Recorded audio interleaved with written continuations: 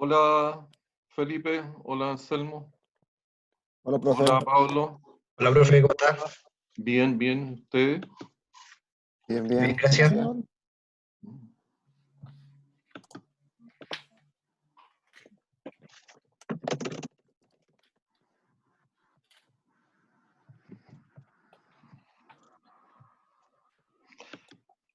¿Alguna novedad, algún tema que quieran discutir, conversar?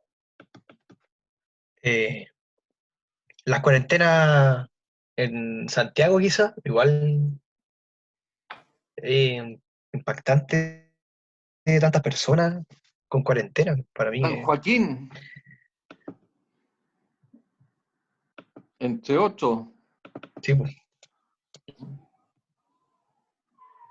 la Cisterna, San Miguel. Bueno, lo que pasa es que en algún momento dio la impresión de que estábamos un poco mejor, pero parece que fue una muy falsa expectativa esa.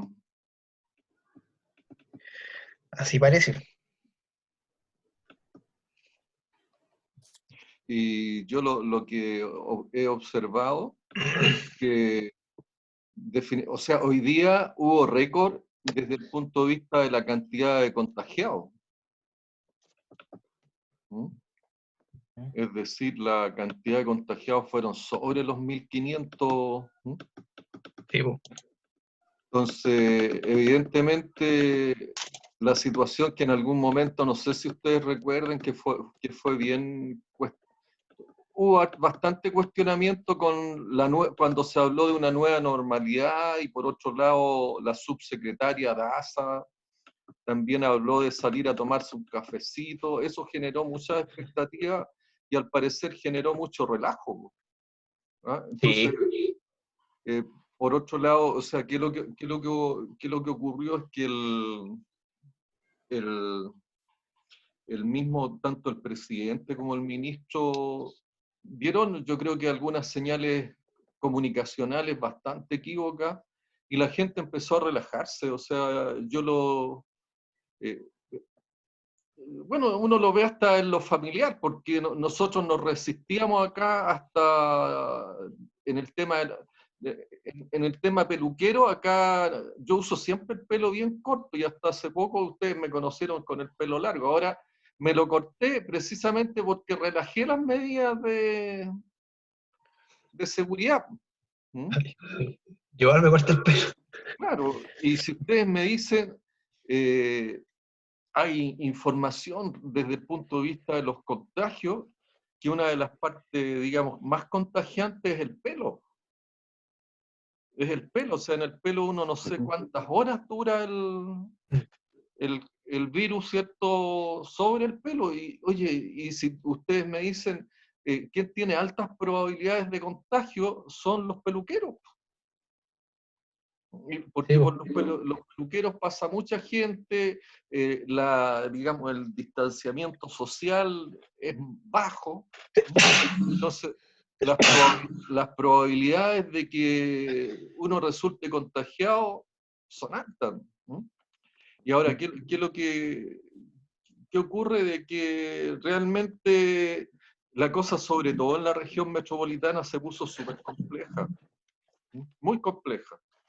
¿Ah? Y el virus se ha trasladado en un principio. Acuérdense que partió el primero, fue en Talca, pero siempre en grupos de gente clase media alta o gente, digamos, acomodada. Partió también en la zona oriente, ¿eh?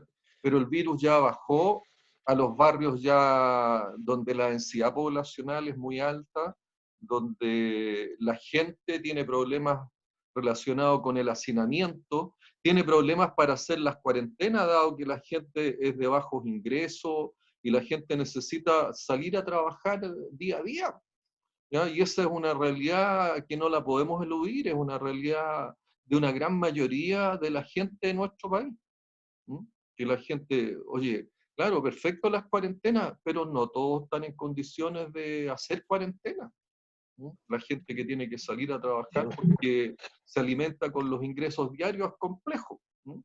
Entonces todo ese escenario, ¿mm?, todo ese escenario definitivamente ha ido generando esta situación un tanto más compleja en Santiago. Y la necesidad, yo creo que de esta cuarentena, si bien en Chile se ha tomado esta estrategia, digamos, de estrategias, o sea, de unas cuarentenas estratégicas, en el sentido que se va haciendo sectorizada, no había una cuarentena masiva como el caso que ocurrió al norte de Italia, como fue también en España, ¿ya? Aquí se tomó otra estrategia que al parecer ha ido dando buenos resultados, pero a mí estos últimos días me ha preocupado mucho las cifras que aparecen de gente contagiada, aunque dicen que esto está asociado, ¿cierto?, a una mayor cantidad de test, una mayor cantidad de pruebas del famoso test PCR. Evidentemente, muy de la mano de esto, y en lo que hemos estado discutiendo, está asociado el tema, digamos, productivo, el tema industrial, el tema económico, el tema cesantía, el tema del costo social y todas estas situaciones complejas y que desafortunadamente, ¿cierto? La tendencia es que se van, en vez de, uno no ve una salida muy de corto plazo y se han ido agravando. Entonces, inclusive algunos han dicho, en algún momento se habló de una meseta, hoy día el concepto de meseta ya quedó atrás y están conversando de nuevo que vendría un pic, o sea, un nivel de contagio y quizás con crisis desde el punto de vista de las camas UCI, esas que se llaman, que son las camas con respiradores y donde va la gente que está más complicada desde el punto de vista de la salud, vendría ya digamos a partir de mediados de mayo, fines de mayo, ¿no? Y uno lo puede observar, o sea, el nivel de uso de esas camas UCI, el nivel de ha aumentado, el nivel de utilización, si lo hablamos como en la jerga que utilizamos nosotros en el ramo, ha crecido bastante.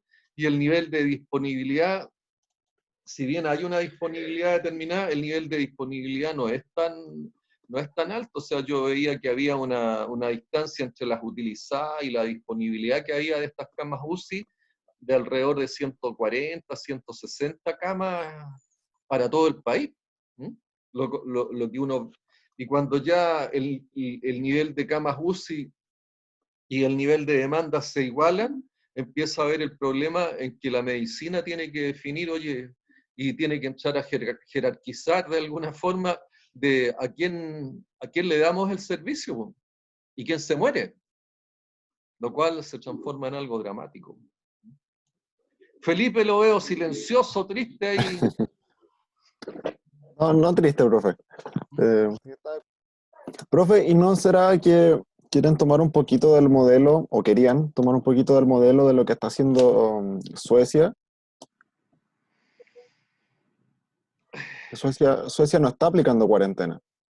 Claro, pero a eso, los modelos, y lo hemos conversado y ha sido, digamos, el tema recurrente en todos los análisis que hacemos, los contextos. ¿Cuál es el contexto que tiene Suecia y cuál es el contexto que tenemos en Chile? Suecia es un país, digamos, más avanzado en lo cultural, es un país que Claro. en lo social tiene distancias pero tremendas con respecto a nosotros. Suecia no tiene los problemas sociales de la informalidad en el empleo o estos problemas de salud que existen en nuestro país. Suecia es uno de los países más avanzados en lo social. No está la precarización del empleo, no están los empleos informales, ¿ya? Culturalmente, la gente también es mucho más disciplinada. Si a la gente le dicen, oye, no se puede salir, o utilice el tema del distanciamiento social, utilice mascarilla, no salga bajo estas condiciones o tome estas precauciones, la gente allá lo hace. Aquí en Chile, por un lado no es posible, por otro lado nosotros tenemos culturalmente diferencias notables para aplicar algún tipo de estrategia de esas características. Entonces, en eso tenemos que ser sumamente cuidadosos. ¿Ya? Entonces, pero yo no sé si querían llegar a ese modelo, porque el modelo que se planteó aquí en Chile, que iban a hacer cuarentenas estratégicas, es decir, se iban ir evaluando las condiciones de cada una de las comunas, y de acuerdo a eso se iban a ir aplicando, digamos, estas cuarentenas. Y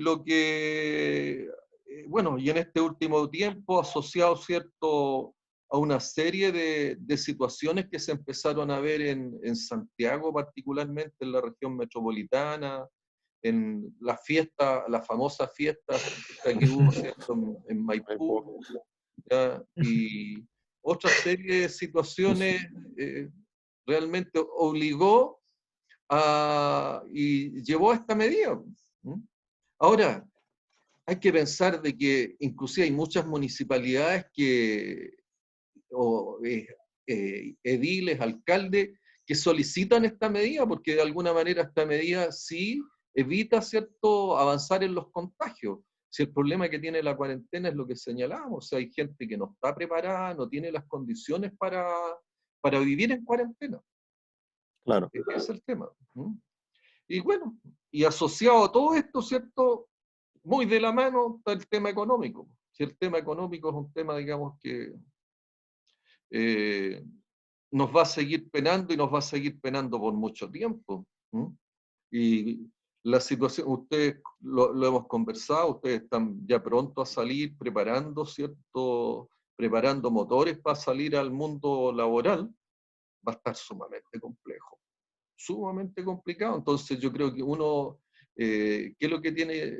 Ustedes vayan preparando currículum, vayan viendo alternativas, manden currículum para todos lados, véanlos, revisen las redes de contacto. Y también traten de utilizar este tiempo en que pudieran estar parados, en el sentido que tienen que tratar de estudiar, tratar de hacer alguna otra actividad que les agregue valor. Anselmo, ¿su opinión? Estamos... No, dando todo el punto de vista. En verdad yo no quería tanto hablar de nuevo de lo que está ocurriendo en Santiago, porque bueno, yo vivo aquí, entonces lo veo todos los días, estoy siempre informándome. Pero era algo necesario hacer este tema de agregar más comunas en cuarentena y todo el tema, y también un poco relacionado a esto, me acuerdo haber visto una noticia sobre que se estaba dudando si iba a haber stock de productos, por ejemplo, en invierno, por todo lo que está pasando, si hay una baja en la producción. Estoy tratando de buscar la noticia todavía, pero me acuerdo que un ministro había dicho que sí se estaba asegurada la producción, por lo menos hasta invierno. La Solo producción invierno agrícola. El o de ministro stock Walker. puede ser El ministro Ministro de Walker, Agricultura. pero el ministro, claro, el ministro Walker es el ministro de Agricultura, sí. Pero evidentemente, si ustedes se fijan, hay hoy día la cantidad de empresas detenidas, paradas, es tremendo. Yo Bueno, tengo una pequeña pyme que es un Apar Hotel, y imagínense aquí en Valparaíso. En Valparaíso el turismo murió 100%.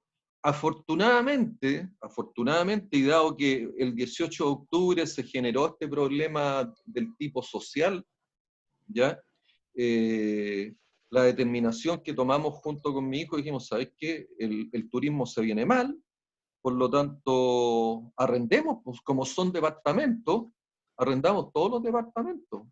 Y por eso salvamos. Pero hoy día, si ustedes me dicen el turismo y se asocian al turismo todo el tema hotelero, todo el tema de restaurante, todo el tema de agencias de viaje, transporte, cero. Cero. Yo vivo aquí cerca de la playa de Reñaca. Malo, malo. No hay gente. Y la gente no sale. Los restaurantes todos cerrados, restaurantes grandes. Funcionan algunos delivery, funcionan algunas cosas, pero a medio andar.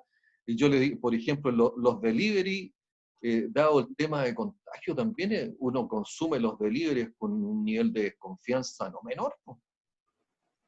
¿Quién te dice, cierto, y cómo están manipulando esos alimentos? ¿Ya? Y cada vez que uno manda, o sea, yo me he llevado prácticamente nosotros no hemos tenido cuarentena, digamos, obligada, pero sí yo desde marzo he estado haciendo prácticamente una cuarentena que la salto en algunos momentos para ir a ver a mi suegra, que vive en Quilpué, y que es una vez a la semana, y algunas veces que voy a una panadería que está muy cerca y voy con todos los elementos de protección. Pero la realidad es que desde el punto de vista de lo que es industrial, productivo, el tema se viene malo, muy malo. Y adicionalmente ustedes ven que hay algunas medidas del gobierno, ¿cierto? A mí una de las cosas que me llamó mucho la atención, bueno, y no solamente a mí, sino que a todos, ¿cierto? El hecho de que y aquí entramos en el tema empresarial, las empresas por ley tienen que distribuir como mínimo el 30% de sus utilidades. Ya eso es por ley. Y aparece por un lado, ¿cierto?, el caso de LATAM, en que LATAM, por una parte, está tratándose de acoger a este tema de lo que es todo el tema del seguro laboral, y por otro lado están distribuyendo utilidades, pero la realidad es que eso es por ley, ¿ya? ¿Y qué es lo que tienen que hacer, digamos, los directores de empresa o los presidentes de los directorios de la empresa? Es hablar con los accionistas y decirle, bueno, que lo que se requiere ahí es de alguna manera el sacrificio y el apoyo para que la empresa no muera. Porque junto con cuando una empresa quiebra, ¿cierto?, el valor de las acciones se va al suelo y se pierde todo el patrimonio de los accionistas. Ahora, pareciera que el caso de Cencosud, ¿cierto? El caso de Cencosud, que por un lado creo que pidió para alguna de sus empresas como Almacenes París, Johnson, estas tiendas de departamentos y otra más que no recuerdo en estos momentos qué, ellos pidieron acogerse a esta ley de defensa del empleo, donde a través de lo que es el seguro de cesantía, se pagaba el sueldo de los trabajadores, pero ese seguro de cesantía son dinero de los propios trabajadores. Hubo un malestar muy grande, dado que Cencosud apareció distribuyendo utilidades por el orden de los 92.000 millones de pesos, o sea, una cantidad realmente muy superior al 30% mínimo que se le exige por ley. Y creo haber escuchado hoy día en las noticias de que de alguna manera estos viejos regularon y hoy en día sí van a pagar ellos, se van a hacer cargo de pagar ellos los sueldos de sus trabajadores y van a revisar ese tema del reparto de utilidades. Porque junto, ¿cierto?, con empresas que tienen realmente problemas, hay empresas que favorablemente no lo tienen, pero sí se aprovechan de un sistema, ¿cierto?, y de una condición que se da para tratar de salvar a las empresas de esta catástrofe que está ocurriendo. Porque realmente esto es una situación, si esto es una cuestión que no hemos vivido nunca, ¿no?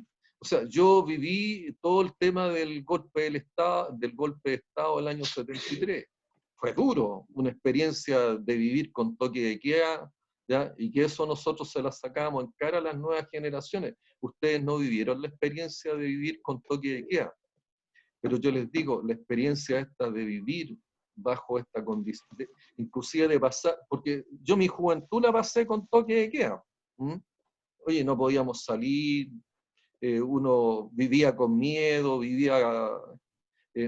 ingresé inclusive a la universidad en los tiempos en que habían rectores delegados que eran militares, ¿ya? Y la situación no era grata, pero esto que están viviendo y pasando ustedes hoy día como jóvenes, realmente es mucho más. ¿Por qué? Porque el tema es más complicado. Uno con el tema del golpe militar y todo eso, de alguna manera uno podía refugiarse, y si no estaba metido en ninguna cosa y andaba tranquilito, iba a pasar piolita, salvo que se le ocurriera o que hubiera algún malentendido y agarrara algo por ahí. ¿Mm? Pero en esta situación la realidad es que es una incertidumbre muy grande, ¿ya? Y es probable que usted, inclusive la generación de usted y los más jóvenes, estén mucho más tranquilos, ¿ya? ¿Por qué? Porque ustedes saben que, y lo que dicen es que no les va a afectar. Pero los virus no son así tan simples y tan sencillos, ¿ya? Pueden agarrarse esta enfermedad viral, ¿ya? Y esta enfermedad viral en un tiempo más les puede pasar la cuenta. ¿Mm? Por lo tanto, no hay que tomárselo a la liviana, no hay que tomárselo a la ligera, ¿ya? Ustedes pueden decir, no, esto pasó y pasó piolita nomás, asintomático, no sentí nada, pasó nomás, ¿ya? Y los complicados son los más viejos, pero los virus con los años vuelven, ¿ya? Y esos son estudios médicos comprobados, los virus con los años vuelven y pueden generarle una complicación tremenda, ¿cierto? En edades que inclusive pueden ser más avanzadas. Por lo tanto, hay que cuidarse de los virus, sean jóvenes, viejos y en los estados que estén, ¿ya? Así que bueno, situación compleja, pero tenemos que vivir la situación compleja. Yo creo que yo vivo más asustado que ustedes, eso sí. Bien. Pablo, ¿algún comentario? Sí, o sea, aportar un poquito quizá en el tema económico. Tengo familiares que tienen pymes del sector industrial y la verdad es que ha ocurrido un fenómeno bien extraño que han aumentado su demanda, debido a que principalmente la minería, como traía muchos productos de China, por el tema de costo, hoy en día traer productos de afuera está muy difícil. Entonces se ha potenciado en cierto punto la industria interna y eso ha quizás aliviado un poco más los efectos económicos. Quizás el comercio es quien vaya a sufrir más con esta crisis. No sé si la Algún industria... comercio, si como le digo, en las crisis hay gente que hace fortuna ilícitamente, hay gente que hace fortuna. ¿Ah? Oye, toda la gente, alcohol gel. ¿ah? Los de alcohol gel, los vendedores y fabricantes a lo mejor de estas mascarillas sanitarias, y así como otras cosas, o sea, el delivery se ha potenciado, ¿Mm? ¿Ya? Pero hay otras que no son tan así, po. Bien, Sí. vamos a irnos rápidamente, ¿cierto?, a lo que nos compete. Lo último que estuvimos viendo es todo lo relacionado con la planificación estratégica y el mantenimiento, ¿cierto? Y de qué forma, ¿cierto?, la planificación estratégica es un pilar fundamental para todo lo que es el concepto de integridad operacional, ¿ya? Una de las cosas que se les tiene que incorporar también en la mente a ustedes, que la integridad operacional es fundamental en las empresas, y el concepto de integridad operacional, que también muchas veces se habla del concepto de excelencia operacional. ¿Mm? Nosotros lo hemos definido, ¿cierto?, como la posibilidad, y no la posibilidad, sino que el hecho cierto de que las empresas tienen que ser sustentables y generar rentabilidad, ¿ya? Al mismo tiempo, ¿cierto?, tienen que ser sustentables desde el punto de vista medioambiental. Junto con ser sustentable, las empresas también las empresas y todo lo que son los proyectos, todo lo relacionado con las operaciones y el mantenimiento industrial, tiene que ser también sostenible, ¿ya? Y conjuntamente con eso, ¿cierto?, aparece el acrónimo famoso, ¿cierto? Las empresas tienen que ser respetuosas, ¿cierto? Y siempre tienen que considerar el acrónimo, ¿cierto?, de los 4 factores, el HSEC.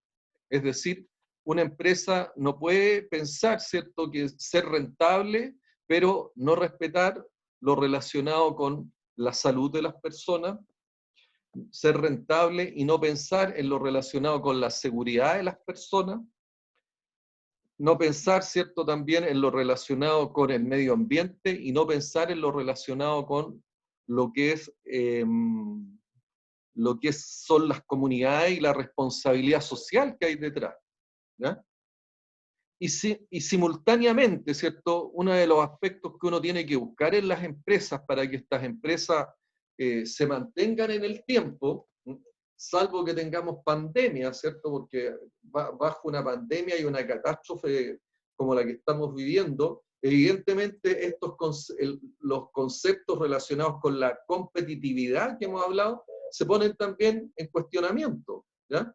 Pero de alguna manera también son elementos mitigadores, porque una empresa, ¿cierto?, que es capaz de ser flexible, porque hoy día lo que estaba conversando y el comentario de Pablo, una empresa que es flexible, y está, aunque sea una pyme o una gran empresa, ¿cierto?, y es capaz de alguna manera adecuarse a la demanda, evidentemente va a poder permanecer en el tiempo, ¿ya? Una empresa que adicionalmente tiene productos o servicios de calidad, evidentemente también va a poder permanecer en el tiempo. Y una empresa, ¿cierto?, que es productiva, es decir, una empresa que produce con bajos recursos, evidentemente también tiene una mayor posibilidad de sostenerse en el tiempo. Fíjense que nosotros, en el ejemplo que le daba yo del tema de esta pyme que yo tengo, nosotros discutimos mucho el hecho, oye, ¿nos vamos directamente a un tipo hotel o nos vamos a una par hotel? Y porque analizamos precisamente este tema de flexibilidad pensando que si nos iba mal como hotel, a lo mejor lo que hacíamos era declarar este edificio, ¿cierto?, de una suerte de condominio y poder proceder a un arriendo, digamos, no como una par hotel que uno arrienda, o sea, lo que hace, ¿cierto?, es rentar departamentos, así como se rentan habitaciones en los hoteles. Dijimos, bueno, nosotros, ¿qué es lo que en caso que nos fuera mal o tuviéramos alguna dificultad, lo que podemos hacer es arrendar los departamentos? Y es lo que estamos haciendo hoy día y es lo que nos está salvando. Evidentemente, en este caso, las rentabilidades son diferentes, ¿ya? Pero también el nivel de trabajo que esto tiene también es diferente, porque la administración es mucho menos exigente. Entonces, la integridad operacional es un aspecto que ustedes tienen que estar observando, y para lo que es el diseño ya sea de nuevas empresas, o si yo quiero rediseñar mi empresa, o a ustedes les va a tocar, como les digo, ustedes van a ser parte de los grupos gerenciales. En algún momento tienen que ser capaces de analizar en forma integral la empresa. Y la gestión de activos, que es una de las cosas que nosotros discutimos acá, una de las cosas que dice, oye, mirarla de manera sistemática, holística y de manera integrada. O sea, uno no solamente se tiene que preocupar, ¿cierto?, de lo que son los ingresos en un momento dado, sino que tiene que mirar todo lo que es el ciclo de vida de la empresa, todo lo que es el ciclo de vida del proyecto. Y esos son conceptos que los vamos inclusive a revisar un poquito más adelante en lo que es gestión de activos, ¿ya? Uno tiene que mirar el ciclo de vida, o sea, a lo largo de lo que uno piensa que le va a durar el proyecto. Y de acuerdo a eso, ¿cierto? Inclusive uno, y eso tiene que ver con la etapa 8 del modelo de gestión de mantenimiento, es donde uno hace el análisis del ciclo de vida. Y en ese análisis del ciclo de vida, es que uno diseña los niveles de mantenibilidad y los niveles de confiabilidad que son necesarios en cada una de las etapas del proyecto, y ahí es donde vienen también los análisis estratégicos, donde uno empieza a visualizar, oye, ¿con qué escenario me puedo encontrar? Evidentemente, como lo conversábamos anteriormente, el hecho de esta pandemia es un hecho, digamos, centenario. Ha ocurrido una vez en 100 años, pero nos ha pegado de manera feroz. Y creo que ninguna de las empresas, ninguna de las industrias estaba preparada para una situación así. Aunque yo he escuchado algunos programas donde inclusive el expresidente de Estados Unidos, Obama, Bill Gates, ustedes tienen que haber escuchado también a Salfate, ¿cierto?, de la red. Salfate tuvo la asertividad de hablar de este tema por allá por el año 2015 y ha sido muy asertivo en todo lo que dijo con respecto a este tema de los virus, ¿ya? Y este tema de las pandemias normalmente, digamos, es parte, las pandemias traen paralelamente, ¿cierto?, con esta gran catástrofe sanitaria, también traen consigo esta catástrofe económica, y la catástrofe económica con todos los derivados sociales que corresponden. ¿Ya? Entonces, bueno, como les decía, nosotros cuando hablamos de estrategia, lo que buscamos, ¿cierto?, es de alguna manera tener esa visión futura, y esa visión futura, como les señalaba, tiene que buscar lo que es la integridad operacional de las empresas. Y la integridad operacional se logra fundamentalmente a través del tema o del KPI principal, o a través de el elemento en que más nos focalizamos nosotros cuando trabajamos en mantenimiento, que es la confiabilidad, ¿ya? Y en particular lo que es la confiabilidad operacional, ¿ya? Y la confiabilidad operacional, y aquí yo les empiezo a pedir que ya empiecen a poner atención. Nosotros tenemos la próxima semana el certamen. Y una de las preguntas tiene que ver con integridad operacional y confiabilidad operacional, ¿ya? Y ahí es donde nos vamos a ir, nos vamos a involucrar de viaje hoy día, porque la confiabilidad operacional, ¿ya?, está también estructurada por 4 factores. ¿Se acuerda de alguno, Felipe? No, profe, no me acuerdo. Pablo. Confiabilidad humana. La confiabilidad humana es uno de ellos, ¿cierto? Entonces, la confiabilidad, vamos a avanzar un poquitito para irnos a unas grafiquitas que a mí me interesa que ustedes... Esto lo vimos, lo conversamos, y son refuerzos conceptuales que ustedes se tienen que manejar, pero aquí partimos, ¿cierto? La disponibilidad está formada con la confiabilidad y la mantenibilidad, ¿eh? Y la confiabilidad se mide en el tiempo medio entre fallas. Y una de las preguntas que nace paralelamente con esto de cómo está estructurada la confiabilidad operacional es que yo me pregunto, ¿cuál es el nivel de confiabilidad operacional para maximizar el EBIT o el EBITDA? ¿Se acuerdan lo que es el EBITDA, cierto? Sí. Recién hablamos de integridad operacional, que una de las cosas que yo busco es maximizar el EBITDA. ¿Cómo maximizo el EBITDA yo?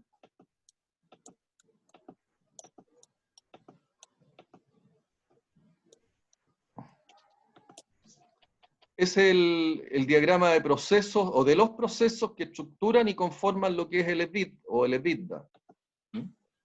Acuérdense que cuando yo hablo de integridad operacional, lo que yo busco es maximizar EBITDA. Conjuntamente, ¿cierto?, o maximizar rentabilidad. Conjuntamente busco sostenibilidad y sustentabilidad, busco que no afecte el HSEC y busco competitividad. Esa es la integridad operacional. La base de la integridad operacional es la confiabilidad operacional. Y la confiabilidad operacional tiene y está estructurado, ¿cierto?, ahí está la confiabilidad operacional y la integridad operacional. Este es la figura que representa lo que es la integridad operacional. El EBITDA o EBIT que habíamos hablado, sostenibilidad y sustentabilidad, ¿lo alcanzan a ver, cierto? Sí, sí se ve. ¿Sí? Sí. El HC y la competitividad, que tiene que ver con la calidad, la productividad y la flexibilidad. Si nos vamos, ¿cierto?, para yo maximizar el EBITDA, lo que tengo que hacer es maximizar también o encontrar el nivel de confiabilidad, no maximizar la confiabilidad, sino que encontrar el nivel de confiabilidad óptima. Y el nivel de confiabilidad óptima depende del contexto operacional ¿Mm? Y depende del tipo de empresa y depende del momento que yo esté viviendo en la industria. ¿Ya? ¿Cuál es el nivel de confiabilidad óptima hoy día en la flota LATAM, Anselmo? Confiabilidad. Para maximizar el EBITDA, LATAM está casi en quiebra, con todos los aviones en el suelo. No es No que está se hayan hablando caído, ninguna. pero... Entonces, No ¿cuál es el no nivel está de funcionando. confiabilidad óptimo para maximizar el EBITDA? Para maximizarlo, en ese caso, supongo que tendría que ser el 100%. 100% confiabilidad. ¿Y para qué quieres 100% confiabilidad si los aviones están todos... no hay vuelos? Ah, bueno. En este caso, en este contexto, sí. Bueno, por eso No es relevante. No es relevante la confiabilidad. por eso que les digo, o sea, los análisis tienen que hacerse en los contextos que corresponden. O sea, tu gerente de LAN, ¿qué es lo que diría? Oye, no, voy a poner todos los recursos, ¿cierto?, para maximizar confiabilidad. Voy a poner mantenedores, voy a poner todos los sistemas predictivos ahí por haber, repuestos nuevos, overhaul. Voy a gastar todo el dinero que en estos momentos tiene para repartirle a los accionistas, para maximizarla, para aumentar al máximo la confiabilidad de la flota. ¿Te sirve de algo?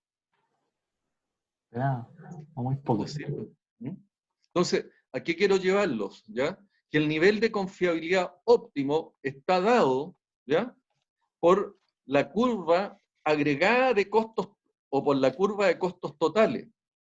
Y la curva de costos totales se estructura, ¿ya?, con los costos de ineficiencia, con la curva de costos de ineficiencia operacional, que es la curva que va cayendo. Si ustedes ven, es la curva que va cayendo, ¿cierto?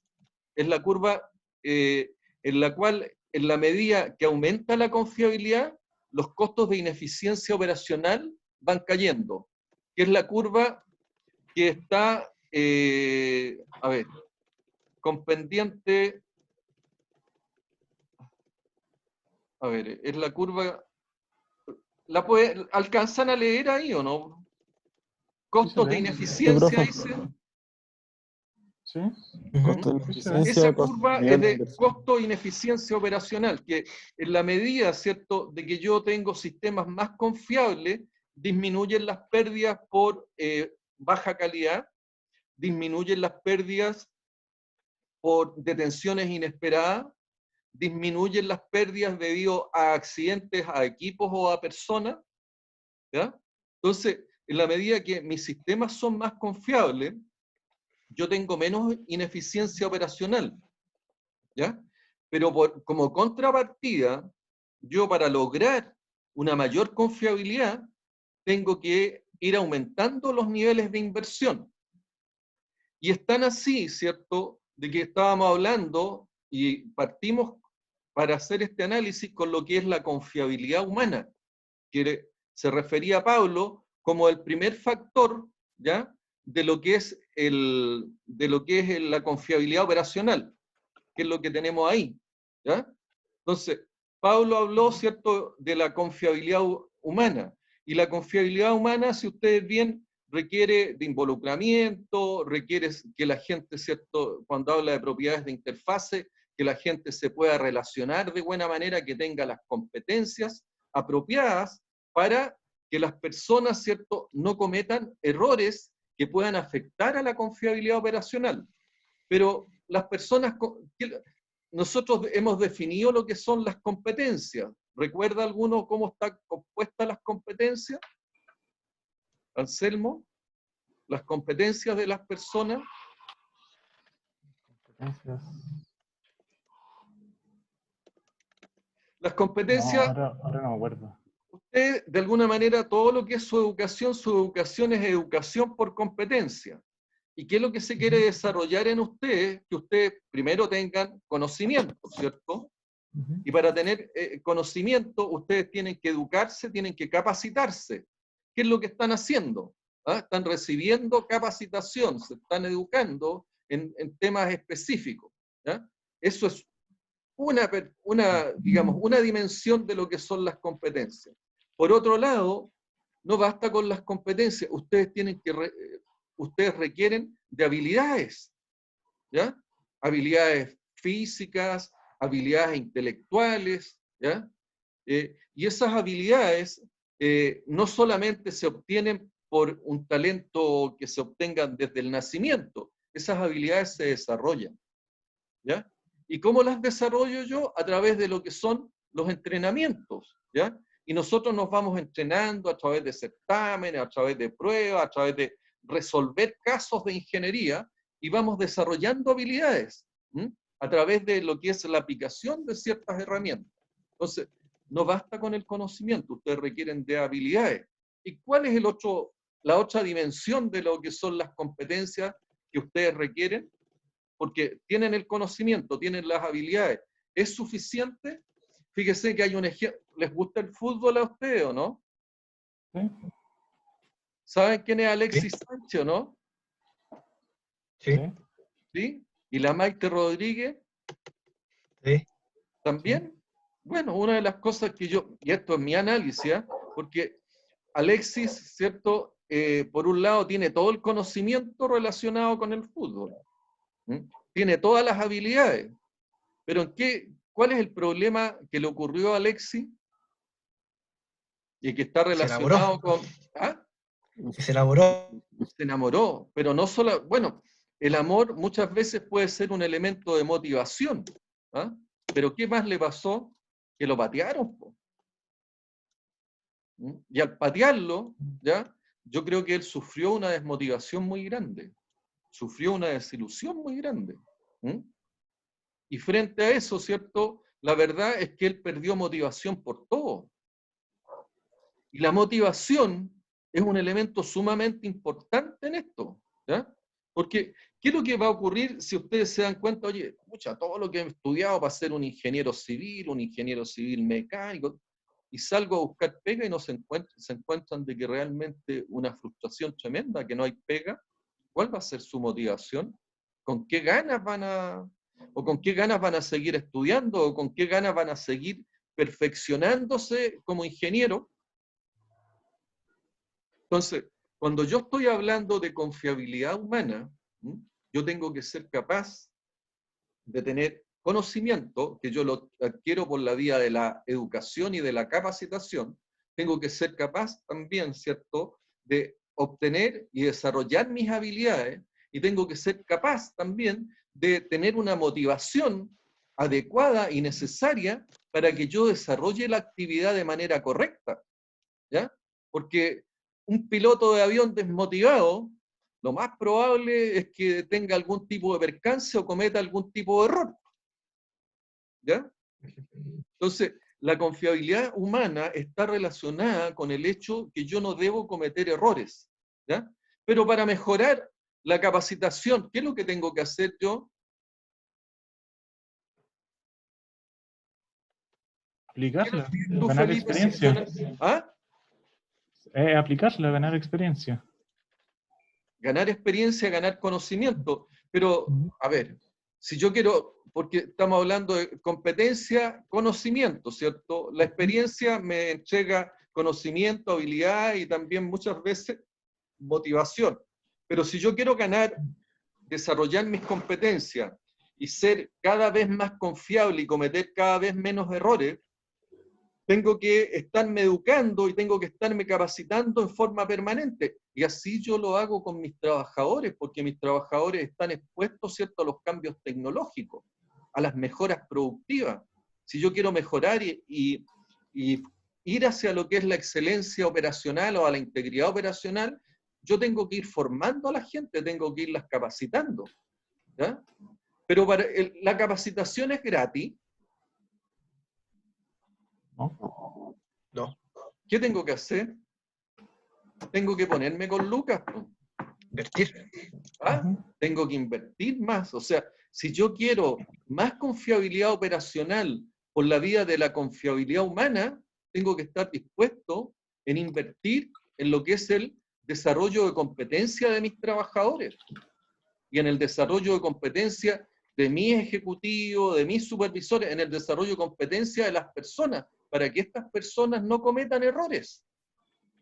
¿Estamos de acuerdo en eso? ¿Ah? Sí. Entonces, si ustedes se fijan y nos vamos de nuevo a esta laminita, nosotros, ¿Qué es lo que esta laminita me muestra por un lado, ¿cierto? Los costos y por acá confiabilidad. Es la misma curva que vimos anteriormente, donde aquí aparece la curva de costos totales, que es la curva agregada de costos, pero aquí me parece la curva costo-confiabilidad, que es la curva que va creciendo. O sea, en la medida que yo quiero más confiabilidad, yo tengo que estar dispuesto a invertir. Entonces, si yo asocio la zona 1 a lo que es el tema de la confiabilidad humana, yo me doy cuenta, ¿cierto?, que si yo quiero mayor confiabilidad operacional, tengo que estar dispuesto también a invertir más. ¿Estamos de acuerdo? Felipe, ¿Sí? ¿te queda claro? Sí, profe. Sí, ¿Sí? profe. Pablo, Sí, profe. ¿sí? ¿Ya? Entonces, si yo quiero mayor confiabilidad operacional y la quiero esa confiabilidad operacional basarla en lo que es la confiabilidad humana, evidentemente yo tengo que estar dispuesto a invertir. Y por lo tanto, la curva, ¿cierto?, empieza a crecer. Mayor confiabilidad, mayor costo de inversión. ¿Estamos de acuerdo? Sí. Entonces, y en la medida, ¿cierto?, que aumenta la confiabilidad humana, también baja, o sea, también desde el punto de vista de lo que es la ineficiencia operacional, también empieza a caer la curva, que es la otra curva. ¿Por qué? Porque yo empiezo a cometer menos errores, tengo menos problemas de calidad, tengo menos fallas de equipo, tengo menos accidentes. Por lo tanto, la ineficiencia operacional también empieza a caer en la medida que yo tengo mayor confiabilidad humana, y si tengo mayor confiabilidad humana, tengo mayor confiabilidad operacional. ¿Vamos en la lógica o no? Entonces, Sí. ¿cómo se estructuran estos costos de lo que es la confiabilidad humana? Se estructuran a través de lo que es el desarrollo de competencia. Y hay otro elemento, a lo mejor yo no quiero pagar en desarrollo de competencia, entonces, ¿qué es lo que digo? Oye, yo contrato. Vámonos al fútbol de nuevo. Una es que uno forme en las divisiones inferiores, ¿cierto? Pero muchos de los clubes que lo que optan por comprar talento. En la industria pasa lo mismo. Muchas industrias, ¿cierto?, lo que hacen, ¿cierto?, es que reconocen a un profesional talentoso y a ese profesional tratan de capturarlo. O abren un concurso, pero para traer un profesional talentoso y que ya tiene un recorrido, una experiencia y es reconocido en el mercado, ¿qué es lo que tengo que hacer yo, Felipe? Invertir. Tengo que ofrecerle buenos salarios, buenas regalías, buenos convenios, ¿ya? Tengo que ofrecerle algún elemento que lo motive ¿ah? Y conjuntamente con, porque no son, las personas no solamente se mueven por este tema de lo que son, digamos, las recompensas del tipo extrínsecas, es decir, no se mueven solamente por el tema del billete. Muchas se mueven, ¿cierto?, por recompensa del tipo intrínseca, aunque cada vez es menos eso, que tiene que ver con la satisfacción laboral, o con lo que hablamos de la escala de Maslow, ¿cierto?, la realización personal. Porque si yo me voy a un proyecto en el cual he soñado toda la vida, ¿ya?, evidentemente yo estoy dispuesto a sacrificar muchas veces en la parte económica por irme a un proyecto donde yo voy a sentirme realizado, me voy a sentir contento, feliz con lo que hago. ¿Ya? Entonces, de esa manera se estructura, ¿cierto?, el tema de lo que son los costos que yo requiero, ¿cierto?, los costos de inversión, si quiero mejorar confiabilidad por la vía de mejorar, si quiero mejorar confiabilidad operacional por la vía de la confiabilidad humana. ¿Qué otro factor contribuye a lo que es la confiabilidad operacional? ¿Se acuerda ahora, Felipe, o no? Vimos por un lado la confiabilidad humana. ¿Cuál es el otro? Esto yo le pido que lo dominen, porque esto lo más probable es que venga una prueba, en el certamen venga algo relacionado con esto. ¿La confiabilidad de equipos, profe? La confiabilidad de equipo, ¿ya? Pero si nos vamos, porque si nos vamos en el orden, la confiabilidad de equipo es la que está, o sea, normalmente el orden, pero esto es un orden que yo lo tomo parte de mis paradigmas nomás, pero tú tienes razón, yo podría irme hacia abajo y es la confiabilidad de equipo, ¿cierto? Entonces, estrategia de mantenimiento efectiva de lo que son mantenimiento y extender el MTBF. ¿De qué es lo que habla esto? La confiabilidad de equipo está relacionada, de nuevo aparece el contexto operacional. El contexto, en el caso de los equipos, ¿cierto? Los equipos van a tener una mayor confiabilidad en la medida que los equipos seleccionados estén de acuerdo al contexto operacional donde se van a desenvolver o van a cumplir la función los equipos. ¿Ya? Y los contextos operacionales muchas veces son muy disímiles. Yo me puedo encontrar, ¿cierto?, con contextos operacionales en los cuales tengo aspectos climatológicos muy agresivos, ¿cierto? Mucha lluvia, mucha humedad, mucho frío, mucho calor. O aspectos, ¿cierto?, donde las operaciones sean también agresivas. Me encuentro también con altas temperaturas debido a que estoy en la proximidad de procesos, ¿cierto?, que utilizan alta temperatura para cumplir su función. Me puedo encontrar con procesos donde tengo una alta polución, o sea, la presencia de mucho polvo, la presencia de mucha humedad, ¿ya? Y eso hace, ¿cierto?, que no cualquier equipo se adecue a esas condiciones agresivas del contexto operacional donde tiene que desempeñar sus funciones. Por lo tanto, yo tengo que elegir un tipo de equipo que sea adecuada a las condiciones operacionales donde se tiene que desempeñar. ¿Queda claro eso, Felipe? ¿Ya? Y por ejemplo, si estamos hablando de un PLC, si estamos hablando de algún de algún computador, si estamos hablando de algún artículo electrónico, ¿cierto?, de smartphone, que muchas veces también están montados dentro de los equipos, sobre todo en estos sistemas autónomos, ¿cierto? Nos encontramos, ¿cierto?, de que yo requiero, ¿cierto?, que los equipos estén adecuados a los contextos operacionales. En lugares donde existe alto nivel de vibración, yo no puedo colocar cualquier computador, no puedo colocar cualquier PLC, no puedo colocar cualquier centro de control de motores en lugares, ¿cierto?, donde voy a tener ondas, particularmente en la minería, parte de las operaciones requiere, ¿cierto?, de que hayan grandes explosiones, ya sea para el desarrollo de túnel o para lo que es la preparación, para lo que es la extracción de minerales. Y eso genera ondas, ¿ya?, que lo que ocasiona son altos niveles de vibración, y esos niveles de vibración pueden afectar a los equipos. Por lo tanto, yo tengo que diseñar equipos que sean adecuados para esa condición, al igual que si están sometidos o trabajan cerca de altas temperaturas o de temperaturas muy bajas, ¿ya? O están sometidos, ¿cierto?, a polvo, a humedad.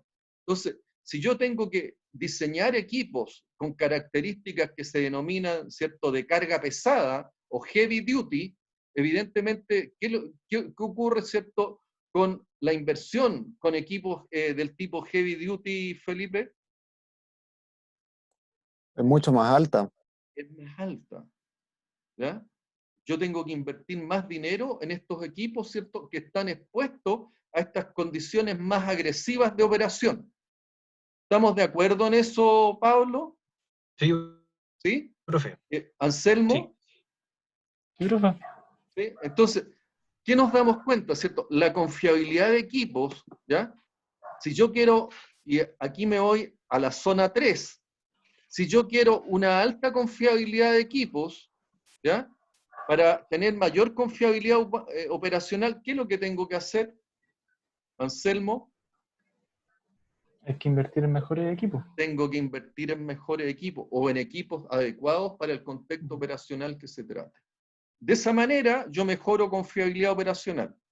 Entonces, si yo veo, ¿cierto?, la confiabilidad humana requiere, para mejorar confiabilidad operacional, requiere invertir más. Si yo requiero, ¿cierto?, mejorar la confiabilidad de equipos, evidentemente yo tengo que invertir más. Por otro lado, está la configuración o está la confiabilidad de los procesos. Confiabilidad de los procesos. ¿La alcanzan a ver ahí? Es la que está a la izquierda. Sí. A la izquierda de su pantalla. Entonces, ¿cómo yo puedo mejorar la confiabilidad de los procesos, Anselmo? ¿Se pueden reestructurar los procesos? Reestructuro los procesos, porque normalmente, ¿qué es lo que hago yo? Hago un diagrama de proceso y en ese diagrama de proceso hago todo lo que son los análisis funcionales correspondientes. Y puedo hacer también, conociendo las probabilidades de falla, yo puedo calcular confiabilidad. Y si tengo un proceso, ¿cierto? Que es un proceso en serie, y yo me encuentro de que hay determinados equipos que tienen baja confiabilidad y me pueden afectar al proceso en serie, yo tengo que colocar muchas veces equipos redundantes.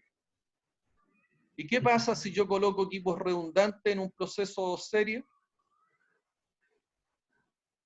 Equipos redundantes significa que tengo que... El ejemplo más emblemático es la aviación. La aviación, los aviones basta muchas veces con que vuelen con 2 turbinas, pero tienen 4. Aumento la confiabilidad operacional. Pero ¿qué pasa desde el punto de vista de la inversión? Es más caro. Es más caro, tengo que invertir más. Mayor confiabilidad operacional, tengo que una configuración, ¿cierto?, con sistemas en stand-by o sistemas redundantes. ¿Ya? Adicionalmente, los aviones, fíjese que los aviones funcionan, aunque tienen una configuración en paralelo. Tienen prácticamente 2 sistemas de control, 2 sistemas de vuelo que son similares. Y no significa, porque en paralelo normalmente están funcionando y operando los 2. O si tengo una configuración en paralelo, yo puedo tener del orden de entre 9 y 10 procesos en serie. Y si se me cae uno de los procesos, yo igual continúo, digamos, mantengo las funciones. ¿Por qué? Porque los parámetros de operación se mantienen dentro de los rangos aceptables. ¿Ya? En el caso del avión, yo podría, que tiene un sistema que son en paralelo, pero basta con que yo opere con uno solo. O sea, podría también pensar que no es un sistema paralelo, sino que tiene un sistema en stand-by. Es decir, me falló uno, entra en operación de inmediato al otro. ¿Ok? Entonces, pero esa configuración redundante, ¿qué es lo que me significa a mí, Felipe?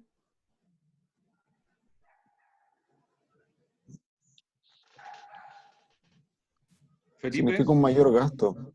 significa que yo tengo un mayor costo de inversión. ¿Ya? Entonces, me voy, ¿cierto? Y aquí lo tengo representado en la zona 2, ¿ya? En que la estructura, ¿cierto?, de costos está dada por el tipo de configuración que yo desarrolle, pero en la medida que mis configuraciones son más complejas para aumentar la confiabilidad operacional, yo tengo que invertir en mayores costos. ¿Ya? Entonces, en resumen, si ustedes se fijan, la confiabilidad humana para mejorar la confiabilidad operacional requiere invertir ciertos mayores costos para poder mejorar la confiabilidad operacional. Si yo quiero, por otro lado, mejorar lo que es la confiabilidad o la confiabilidad de los procesos, tengo que configurar procesos, ¿ya?, que sean con sistemas más complejos que requieren de una mayor cantidad de equipo. Y si requieren de una mayor cantidad de equipo, evidentemente mis costos de inversión también aumentan. Lo que hablábamos también en relación a la confiabilidad de equipo. Si yo quiero mejorar la confiabilidad de equipo, tengo que utilizar equipos que me den la confiabilidad de acuerdo a los contextos operacionales. Y generalmente los contextos operacionales me obligan a colocar equipos, ¿cierto?, que están sometidos a mayores esfuerzos o a condiciones más agresivas. Por lo tanto, si yo quiero mejorar esa confiabilidad, tengo que también aumentar mis costos de inversión. Y finalmente, la zona 4, que es mantenibilidad. ¿Cómo yo estructuro, ¿cierto?, los costos de mantenibilidad? Anselmo, ¿qué es lo que es la mantenibilidad? es... Oh, Esto lo tienen que... Esto ya... sí, ¿Mm? sí, debería ser de memoria, pero... no lo tengo escrito por acá. O sí, sí. Bueno, aquí está, aquí lo tengo. Es el conjunto de actividades o funciones para mantener o para asegurar funciones en una condición óptima o Para aceptable. asegurar funciones En una en una condición condición. aceptable. Ya. La mantenibilidad se define, ¿cierto?, como la probabilidad de que el equipo sea reparado en el tiempo que yo tengo definido para ello. ¿Ya? Y se mide por el MTTR, que es el tiempo medio de reparación. ¿Ya?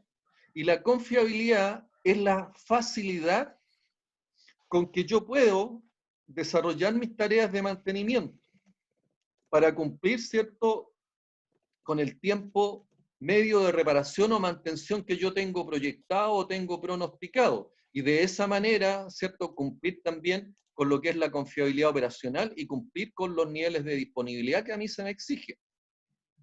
¿Ya? Entonces, ¿qué es lo que tengo que hacer yo para aumentar o mejorar la mantenibilidad?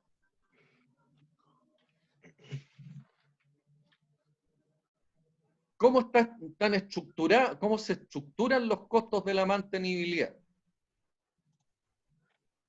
Vimos que la confiabilidad, o sea, el tema de confiabilidad humana se estructura por los costos asociados, ¿cierto?, al desarrollo de competencia y por otro lado a la captura de talento.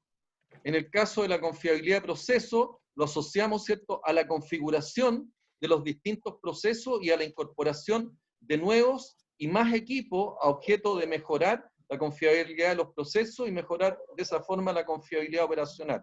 En el tema de la confiabilidad de los equipos, la asociamos, ¿cierto?, a que los equipos deben tener el nivel de confiabilidad de acuerdo al contexto operacional y a las características del medio ambiente donde se van a desenvolver esos equipos. Y que si son medios ambientes más agresivos, yo voy a requerir de equipos, ¿cierto?, de características heavy duty, y son equipos que a mí me tienen un mayor costo de inversión. En el caso de la mantenibilidad de equipo, ¿cómo se estructura, ¿cierto?, los costos relacionados con la mantenibilidad? ¿Cuáles son las distintas dimensiones que participan ahí en la mantenibilidad? Si yo quiero tener... ¿Perdón? A ver, primero que todo, si es preventiva o correctiva. Pero O sea, no va por hazlo ahí. general, Anselmo, el análisis Ya. hagámoslo general. Yo quiero facilitar las tareas de mantenimiento, hacer que el mantenimiento sea más expedito. Ejemplo, a ver, Bueno, en ese caso, si queremos hacerlo más general, sería, por ejemplo, aplicar una norma o que todo sea estandarizado. Para siempre a ver, si utilizar, por ustedes ejemplo, los quieren, mismos componentes tienen y no estar... bicicleta, moto, auto, ¿Sí? ¿Sí? ¿qué es lo que tienen? Bicicleta. ¿Bicicleta? Bicicleta, Ya, auto. Bicicleta. si ustedes quieren mantener su bicicleta, ¿qué es lo primero que requieren? Los La materiales cadena. de repuesto. Lo primero es entender cuáles son las funciones, ¿o no? Buscar el elemento Claro. Entender crítico. cuáles son las funciones que cumple la bicicleta. ¿Ah? Y para entender las funciones, ¿de qué es lo que requieren ustedes? De conocimiento. Del conocimiento. Claro. En la medida que, porque una bicicleta pudiera parecer simple, ¿cierto? Pero en la medida que se enfrenten a un equipo más complejo o a un sistema industrial más complejo, ¿cierto? Los conocimientos también son más complejos. ¿De acuerdo? Entonces, por un lado, si yo quiero tener buen nivel de mantenimiento, también yo necesito personas con un mayor nivel de competencias. ¿Estamos de acuerdo en eso, no? Sí. ¿Sí? ¿Qué otra cosa requiero, cierto, si yo quiero hacer un buen mantenimiento de la bicicleta? Por un lado ya sabemos, tenemos el conocimiento. ¿Es suficiente el conocimiento? No, faltan, No. por ejemplo, las herramientas. yo tengo que tener las herramientas adecuadas, ¿cierto? En el caso que estemos hablando de sistemas industriales más complejos, no solamente estamos hablando de tener las herramientas de acuerdo a este sistema industrial, sino que yo requiero de una infraestructura apropiada para poder hacer el mantenimiento. Por ejemplo, en el cambio de elementos de revestimiento de grandes hornos o de grandes molinos, ¿ya? Yo requiero lo que se llama una lainera, ¿ah? Y una lainera es un equipo que se introduce, ¿cierto?, dentro del molino o del horno y que tiene unos brazos robóticos y es capaz de sacar los sistemas de recubrimiento que pesan alrededor de 1 tonelada. Entonces, evidentemente, eso me facilita mi labor de mantenimiento, ¿ya? Y me permite también reducir mis tiempos, me permite también menores esfuerzos físicos. Entonces, yo, por un lado, necesito conocimiento, pero por otro lado, necesito herramientas y necesito una infraestructura adecuada para desarrollar el mantenimiento. En el caso de la bicicleta podría bastar, ¿cierto?, un área, una zona bien iluminada, bien adecuada y que yo tenga las herramientas necesarias para armar y desarmar. ¿Estamos de acuerdo? Pero si estamos hablando de sistemas más complejos, estamos hablando que yo requiero de una infraestructura. Si estoy hablando, ¿cierto?, que voy a mantener grandes camiones de la minería, requiero de un pozo, requiero de puentes grúas, requiero de tecles, requiero de elementos que me permitan extraer y poner neumáticos, que son neumáticos gigantes. ¿Ok? Entonces tenemos por un lado todo lo relacionado con conocimiento o competencia, por otro lado infraestructura y herramientas. ¿Qué otra cosa requiere una buena mantenibilidad? ¿Experiencia tal vez, profe? La experiencia, esa experiencia, ¿dónde estaría plasmada según tú, Pablo?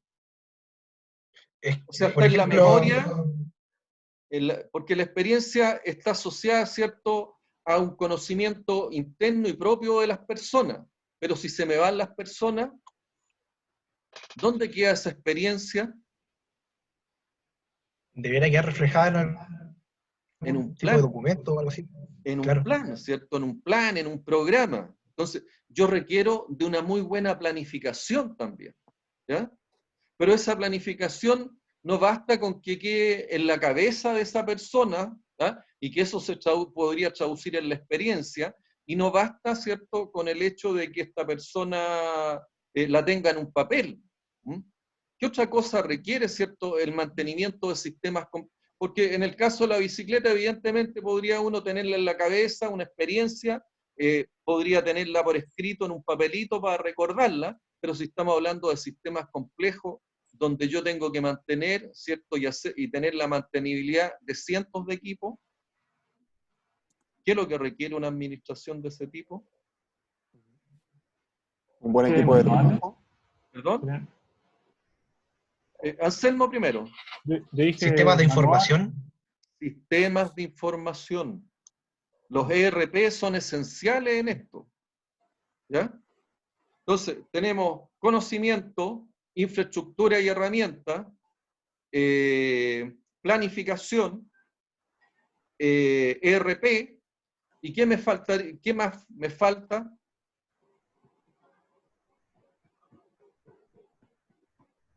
Repuestos y componentes, ¿cierto?, que estén a disposición y yo pueda administrar de buena forma. Ahora, si ustedes ven competencia de las personas asociado, ¿cierto?, a cómo se estructura, cómo logro yo las competencias de las personas, ya lo vimos para la parte de confiabilidad humana.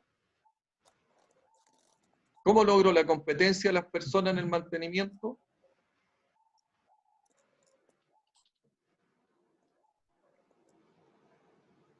¿Cómo logro yo la infraestructura y las herramientas en mantenimiento? ¿Me llegan del cielo? Hay que invertirlo. Hay que invertir. Entonces, si yo quiero personas bien preparadas o quiero traer personas con talento, tengo que estar dispuesto a gastar. Y con eso aumento la mantenibilidad de mi equipo. Tengo que estar dispuesto, ¿cierto?, a tener una infraestructura adecuada para poder hacer una mantención adecuada. Y tengo que estar dispuesto también a invertir. Tengo que tener una planificación. La planificación necesariamente requiere de un trabajo intelectual y de desarrollo que a mí me permita, ¿cierto?, estructurar un plan. Entonces, tengo que estar dispuesto a invertir en ingenieros de planificación o en ingeniería de mantenimiento, o pagar a algún especialista. Si yo quiero, ¿cierto?, adicionalmente consolidar toda esa planificación y todo ese conocimiento, requiero de ERP. Los ERP en ninguna parte son gratis. Tengo que estar dispuesto no solamente a pagar a lo mejor algún arriendo, sino que tengo que estar también dispuesto a pagar lo que es la configuración de ese ERP. Y finalmente, si necesito y requiero repuestos de la calidad necesaria, ¿cierto?, y en el momento adecuado, yo necesito, en todo caso, si quiero mejorar la mantenibilidad, para de esa forma mejorar la confiabilidad operacional, tengo que estar dispuesto a aumentar, o tengo que estar dispuesto, ¿cierto?, a que mis costos de inversión me van a subir. ¿Estamos claros en eso? Entonces, esos 4 factores, ¿ya?, son los que a mí me permiten decir, oye, en la medida que yo quiera más confiabilidad operacional, tengo que estar dispuesto a invertir en esos 4 factores que son, de alguna manera, las zonas, y hemos visto cómo se estructuran cada una de estas zonas. ¿Les queda claro eso? ¿Alguna duda al respecto, Anselmo? No, ninguna. ¿Felipe? No, profe. ¿No? Entonces, ¿qué es lo que ven? Que en la medida que yo requiero mayor confiabilidad operacional, tengo que estar dispuesto a invertir en cada uno de estos factores de confiabilidad. ¿De acuerdo? Pero paralelamente, ¿cierto? Paralelamente ocurre que en la medida que yo aumento la confiabilidad operacional, eso me trae como consecuencia favorable que la ineficiencia operacional también me cae. Y yo me encuentro que si hago, ¿cierto?, este agregado de costos, que por un lado yo necesito invertir, pero por otro lado, en la medida, para aumentar confiabilidad, pero por otro lado, el aumento de confiabilidad me trae una reducción de costos. Si yo hago la integración de ambas curvas, yo voy a tener la curva de agregada de costos, ¿de acuerdo?, que es la que está en la parte superior. Y de esa curva agregada de costos, ¿ya?, si yo busco el punto del costo mínimo, yo ahí me voy a encontrar también con el nivel de confiabilidad óptimo, para así también llegar a mi EBITDA óptimo, a mi EBITDA máximo, para ese contexto operacional. ¿Estamos de acuerdo? Sí, y esto siempre se aplica de esta forma. Siempre es la primera parte es la parte de confiabilidad humana, después la de máquinas, después la de proceso y finalmente la de mantenibilidad. ¿O es simplemente para que se grafique? En mi paradigma nomás, para poder, Ya. es como yo lo tengo, digamos, estructurado en mi cabeza, y lo tengo para explicárselo a ustedes. ¿Qué es lo que me interesa? Que conceptualmente entiendan qué es lo que hay detrás de todo esto. ¿Ya? O sea, que evidentemente la confiabilidad, ¿ya?, no es gratis, pero que la confiabilidad me trae una serie de beneficios. Y que yo podría, ¿cierto?, calcular el nivel de confiabilidad óptima. Eso debiera hacerlo cuando yo busco, ¿cierto?, en la etapa 8 del modelo de mantenimiento. A mí me dice, haga un análisis, ¿cierto?, un análisis de lo que es el ciclo de vida del proyecto. Y yo parto en las etapas más tempranas de mi proyecto, cuando yo estoy desarrollando ya las ingenierías de perfil y la ingeniería conceptual, parto diseñando la confiabilidad. Y parto conceptualizando, oye, ¿qué tipo de personas quiero para esto? ¿Qué tecnología es la que voy a tener de por medio? ¿Cierto? Voy estructurando el nivel de, como les digo, el contexto operacional. Y ahí me voy dando cuenta que con el transcurso del tiempo ocurren fenómenos. Oye, el estallido social del 18 de octubre me cambió un tema relacionado con el contexto operacional.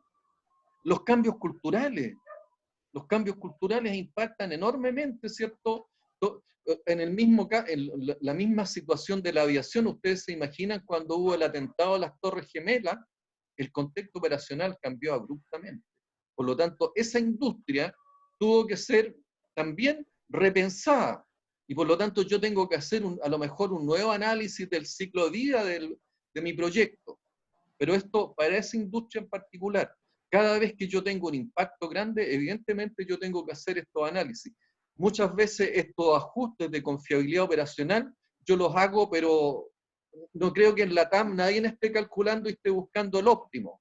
Pero sí, evidentemente hay acciones orientadas, ¿cierto?, a bajar mis acciones de mantenimiento, a objeto de yo bajar lo que es la confiabilidad operacional, porque no tiene sentido en estos momentos tener mayor confiabilidad operacional si no la requiero. ¿Se entiende eso, no? Sí. ¿Felipe? ¿Sí? Sí, profe. 15:22. Hasta las 3:30 está. ¿Mm? Entonces, ¿con qué me encuentro yo? ¿Cierto? Que la confiabilidad operacional es la base. Yo, en la medida que construyo confiabilidad operacional, esta confiabilidad operacional es la base para lo que es la integridad operacional. O sea, si yo no tengo el nivel de confiabilidad operacional deseado y necesario, yo no voy a alcanzar el nivel de integridad operacional que requiero en mi empresa y en mi industria. O sea, no voy a alcanzar los niveles de BIT, o por otro lado, no voy a alcanzar el nivel de sostenibilidad y sustentabilidad que esta me exige, o voy a tener el EBIT y resulta que no voy a alcanzar el nivel de HSEC. Acuérdense que cuando yo busco confiabilidad, ¿cierto? Esta confiabilidad tiene que dárseme sin que yo afecte, sin que yo afecte lo que es la salud, la seguridad, el medio ambiente, ni las comunidades, y tengo que estar de acuerdo con lo que es la responsabilidad social. Y adicionalmente, ¿cierto? Esta confiabilidad tiene que estar de acuerdo con lo que es la competitividad, y la competitividad está relacionada con calidad, productividad y flexibilidad. Son todos esos compromisos que yo tengo que lograr para alcanzar lo que es la integridad operacional. ¿Ok? Esta es pregunta pegada del certamen, ¿no? Así que por favor les ruego que la aprendan, la consideren y la tomen en cuenta. ¿Ya? Entonces, si ustedes me dicen dentro de lo que es el modelo de mantención, normalmente, bueno, aquí está la etapa donde yo qué es lo que hago en esta etapa, básicamente establezco cuáles son las prioridades y los contextos operacionales bajo el cual se va a desarrollar el proyecto y pido los resultados, ¿ya? Aquí qué es lo que hago, definitivamente en la etapa 2 yo hago todo lo que es auditorías y diagnóstico, ¿ya? Y utilizo también todo lo que los conocimientos relacionados con gestión de activos para poder ver en qué estado de situación se encuentra el mantenimiento. Y después me voy a hacer, en la etapa 3, me voy a hacer, si se trata de un proyecto antiguo, me voy a hacer lo que es el análisis de criticidad. O en su defecto, ¿cierto? Si es un proyecto del tipo Greenfield, ¿eh? ¿Qué es lo que me voy? Me voy a la etapa, definitivamente me voy ahí a la etapa 8, donde hago todo lo relacionado con la etapa 8, es la que lo aprecian ahí en el computador donde se ve una línea segmentada. Después, etapa 2, diagnóstico. Después, como es un proyecto del tipo Greenfield, yo me voy a hacer lo que es el análisis del ciclo de vida. Y el análisis del ciclo de vida es lo que tiene que ver, ¿cierto?, con este análisis que hemos estado haciendo de integridad operacional y confiabilidad operacional. Que en el caso de proyectos brownfield, es decir, proyectos que están en operación, yo eso lo hago cuando llego una vez al año, 2 veces al año, cuando yo llego prácticamente a la etapa 8. Y ahí hago un análisis del ciclo de vida y mido cuál es el nivel de confiabilidad que tuve yo durante el año y cuál es el nivel de confiabilidad que yo debiera tener para el año próximo y también para los próximos años. ¿Ya? Dependiendo de los contextos operacionales. Evidentemente, nosotros los contextos operacionales los proyectamos, ¿ya? Y los vamos desarrollando de acuerdo a nuestra planificación y a nuestro análisis estratégico. pero nos encontramos con las sorpresas como las que estamos viviendo ahora, ¿ya? O nos podemos encontrar con en el caso, ¿cierto?, de esta guerra económica que hubo, para mí todavía existe y es parte de lo que estamos viviendo hoy día con la pandemia, de esta guerra económica que se generó entre China y Estados Unidos. ¿Qué es lo que significó? Significó todo un tema de aumento de precios, esos aumentos de precios restringieron demandas de producto, y la restricción de esas demandas de producto también trajo restricción de demanda respecto a las materias primas para fabricar esos productos, y eso nos pegó a nosotros. ¿Y nos pegó en qué? Nos pegó en el cobre, y nos pegó en la celulosa, y también en otros commodities. ¿Ya? Entonces, yo tengo que hacer estos análisis estratégicos, tengo que ir haciéndome estos contextos operacionales, tengo que ir mirando, ¿cierto?, esta relación de conjunto. Y esta relación de conjunto y esta forma, digamos, ordenada de cómo tengo que mirar el mantenimiento, yo lo hago a través de lo que es la gestión de activos. ¿Ya? Ahora, la etapa 2 del modelo de mantenimiento, que es la que vemos ahí, que es una etapa de diagnóstico, yo utilizo distintos tipos de herramientas, que son auditoría y diagnósticos del mantenimiento, donde yo, ¿qué es lo que audito? Audito los recursos y audito los resultados, para ver cuán preparado yo estoy para de alguna manera realizar y llevar adelante estos desafíos que a mí me está planteando el negocio, que me está planteando la empresa. Oye, ¿tengo los ERP necesarios? Yo hago un análisis de confiabilidad de mis años pasados. ¿Voy a poder cumplir con los niveles de confiabilidad que me están pidiendo hoy día? ¿Tengo las personas adecuadas? ¿Tengo la maquinaria adecuada? Entonces, yo hago todo un análisis de recursos y hago un análisis también de resultados. Y para ello, ¿qué es lo que hago también? Hago diagnóstico. Normalmente, uno podría enfrentar estas auditorías a través de recursos externos, donde trae algunos especialistas del mantenimiento, conjuntamente con esto trae especialistas desde el punto de vista de lo que son los software de los ERP, y se realizan auditorías de mantenimiento que es todo un análisis técnico respecto a resultados y un análisis técnico también respecto a lo que son los recursos. Y muchas de estas auditorías van acompañadas también de diagnósticos, donde yo, ¿qué es lo que hago? Identifico algunas brechas existentes, y esas brechas existentes, yo, ¿qué es lo que hago como especialista? Hago una propuesta de mejora y un plan de cierre de brecha, y en eso consisten los diagnósticos. Para esto también me baso mucho, bueno, aquí elementos auditables. ¿Qué es lo que puede auditar uno? Mano de obra, materiales, repuestos, herramientas, conocimiento, financiamiento, servicio tercero, los recursos. Pero por otro lado, yo puedo auditar lo que son los resultados que he tenido durante un año: disponibilidad, confiabilidad, mantenibilidad, rendimiento, calidad del producto, seguridad, normas ambientales, rentabilidad. Recomendables, jóvenes, cada vez, o si ustedes ya teniendo la oportunidad de ingresar a una empresa, háganse su propio, porque cuando uno sube dentro de la empresa y te llevan de una empresa a otra, pero ya tienes un nivel de cargo de gerente hacia arriba, más o menos, o de superintendente hacia arriba, que se puede dar, uno, ¿qué es lo que pide? Llega a una empresa nueva y pide una auditoría. Y conjuntamente con la auditoría hace un diagnóstico, ¿ya? Para ver en qué estado se encuentra la empresa, ¿ya? Entonces, ¿cuál es la condición actual del mantenimiento? Una vez que yo tengo las prioridades, lo que me están pidiendo, yo hago un análisis de la situación actual, ¿ya? Y para poder hacer ese análisis de la situación actual, yo también, ¿qué es lo que utilizo? Utilizo mucho de las herramientas que tienen que ver con gestión de activos. Pero la gestión de activos a nivel de lo que es el nivel operativo, que es el primer nivel que se ve ahí en la base de la pirámide, ¿ya? Donde, ¿qué es lo que analizo yo? Analizo cómo yo adquiero, y cómo creo y adquiero los equipos que yo incorporo, cómo los utilizo, ¿ya? Cómo administro mis activos, cómo los mantengo, y cómo, en definitiva, se realiza en esta etapa de renovar y desincorporar los activos. Entonces, cuando yo necesariamente estoy haciendo este análisis de la situación actual en la etapa 2, definitivamente aplico todos estos conocimientos y todas estas normas que me da la gestión de activos fundamentalmente están establecidas en la ISO 55000, y la ISO 55000 se basa en lo que es la PAS 55, que son las normas de gestión de activos, pero inglesas. ¿Ok? Y la gestión de activos, ¿qué es lo que es? Son actividades sistemáticas, coordinadas, prácticas, a través de los cuales una organización de manera óptima y sustentable administra sus activos.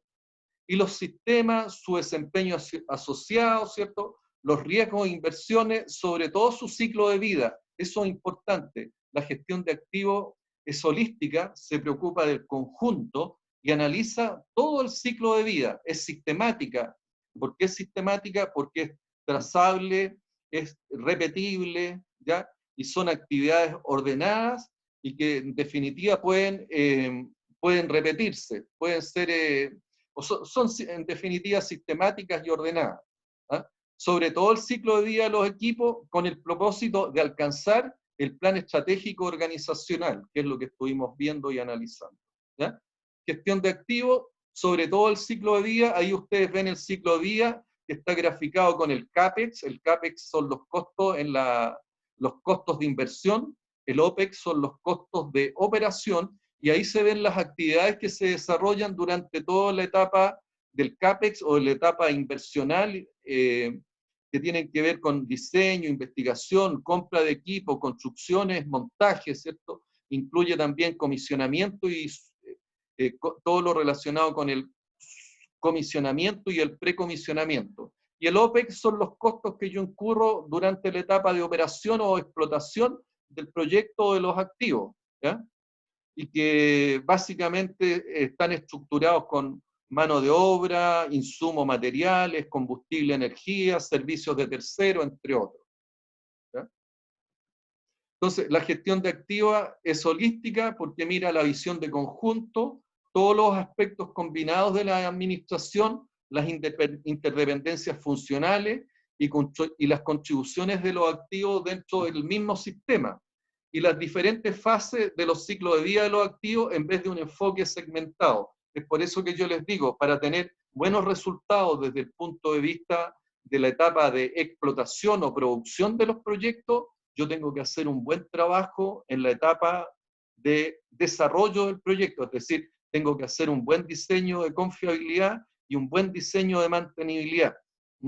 Eso a mí me asegura, ¿cierto?, que los resultados y las promesas que se están haciendo respecto al proyecto de cómo va a mejorar el negocio, se van a poder cumplir.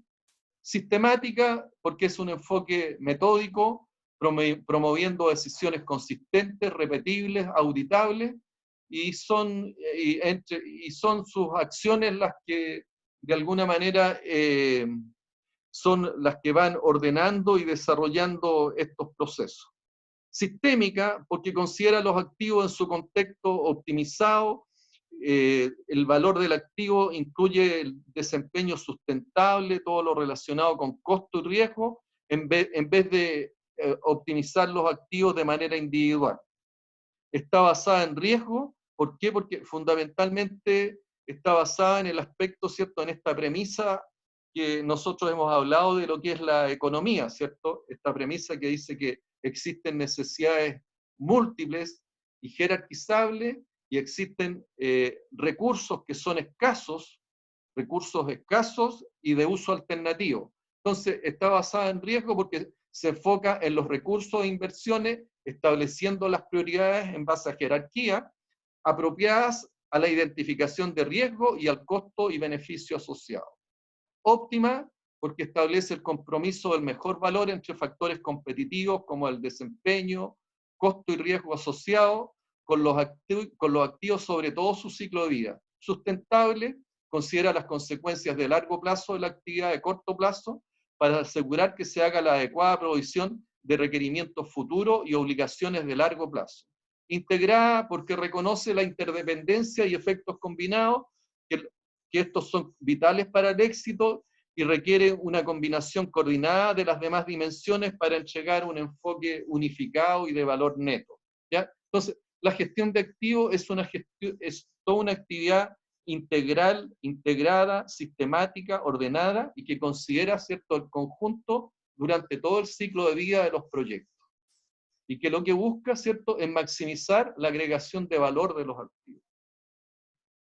La confiabilidad dentro de este contexto, ¿cierto? Aquí uno ve lo que es el valor, busco maximizar el valor del activo, y aquí está la integración, donde aparecen todos los elementos que yo debiera estar considerando para maximizar el valor del activo, donde en el centro de todo esto está lo relacionado con la confiabilidad.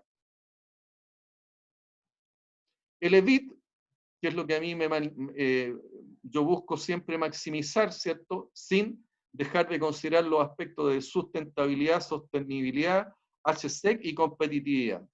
¿Y cómo hago las mejoras? A través de lo que es la ingeniería de mantenimiento, que esta lámina lo que muestra son las distintas etapas que yo sigo para, en definitiva, la aplicación del ciclo de Denning, que es lo mismo que este ciclo de trabajo-mantenimiento, que fundamentalmente son las etapas 6 y 7 de lo que es el modelo de mantenimiento, y que lo que busco yo es la ejecución del trabajo de mantenimiento con el mejoramiento continuo respectivo. La confiabilidad operacional, que ya la vimos en detalle, estas curvas que vimos, que es lo que estuvimos viendo recién. ¿Consulta al respecto? Felipe, ¿claro o no? ¿O te confundiste? ¿Está Anselmo? ¿No? ¿Se entiende bien? ¿Sí? Sí, profe. Importante, integridad operacional, confiabilidad operacional, ¿ya? Cómo se estructuran los costos de cada uno, ¿no? ¿Ok? Ya, profe. ¿Ya? Y bueno, ¿qué es lo que hemos visto? Hemos estado analizando la etapa 1, la etapa 2, del modelo mantenimiento. La etapa 1 fundamentalmente lo que hace es definir prioridades, ¿ya? Y cuál es el contexto donde nos estamos desenvolviendo. La etapa 2 lo que hace es un análisis del estado del mantenimiento a efecto de ver bajo qué condiciones, ¿cierto? Y de qué manera está preparado para enfrentar las prioridades que se le están exigiendo a la empresa. Y de ahí, posteriormente, lo que hago son los cierres de brecha respectivos para después hacer todo el análisis relacionado con la criticidad de los equipos. Nos vemos en 10 minutos más. ¿Ya? ¿Ya? Ya, profe. Ok. Profe,